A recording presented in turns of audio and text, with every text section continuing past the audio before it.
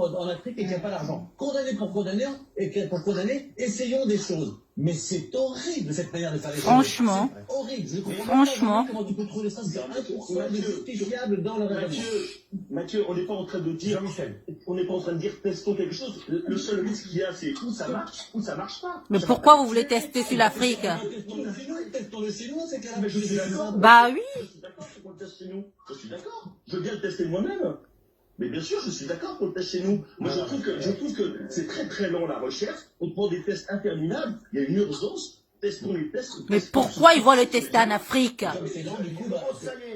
Non, ça donne vraiment l'impression qu'il y aurait des peuples qui méritent moins de protection que d'autres. Qui dit test dit risque. Il y a toujours des risques dans un test, notamment des vaccins. C'est pas anodin. Et ça veut dire qu'on soumet à des risques une population parce que, soi-disant, elle a moins de moyens pour se protéger. Moi, je trouve ça totalement immonde. On teste les choses, oui, mais pas parce qu'on estime éventuellement qu'une population mérite moins d'attention qu'une autre. Il n'y a pas de Voilà. risque. Il n'y a pas de risque. C'est juste le risque d'être. Va te faire foutre, toi. Qu'est-ce que t'en sais, toi?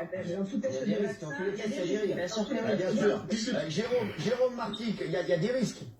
Et oui, il y a toujours des risques, bien évidemment. Bien sûr. Mais là, dans le raisonnement, c'est quand même testons chez eux, et si les résultats sont positifs, on les prendra chez nous. C'est ça. Donc, si on teste à l'extérieur, on teste les tests à l'extérieur, et puis on prend le bénéfice chez nous.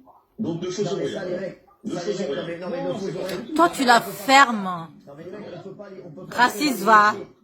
On va en faire une autorisation, on ne peut pas prendre les gens pour des cobayes, je suis désolé. Bah oui. Leur avis déjà. Bah oui, c'est ça.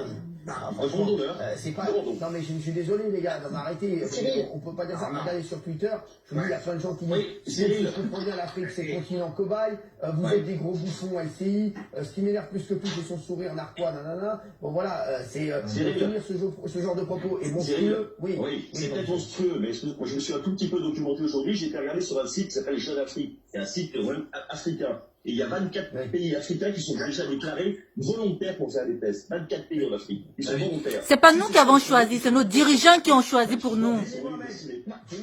Non, mais ils acceptent pourquoi? Parce qu'ils sont au pied du mur, on n'a pas d'alternative. Si on leur proposait de faire un soutien, à ce moment-là, ils refuseraient. L'épicentre de, désormais, l'épidémie, elle est européenne. Nous sommes le vecteur de la maladie. Au lieu de tester chez nous, on va se dire, bah tiens, on va tester chez les Africains, puisque demain, vous savez comment ça va se passer en Afrique. Vous pensez que vous allez avoir les mêmes protocoles ici? Vous pensez qu'on va expliquer aux gens les tenants, les aboutissants de toutes ces études?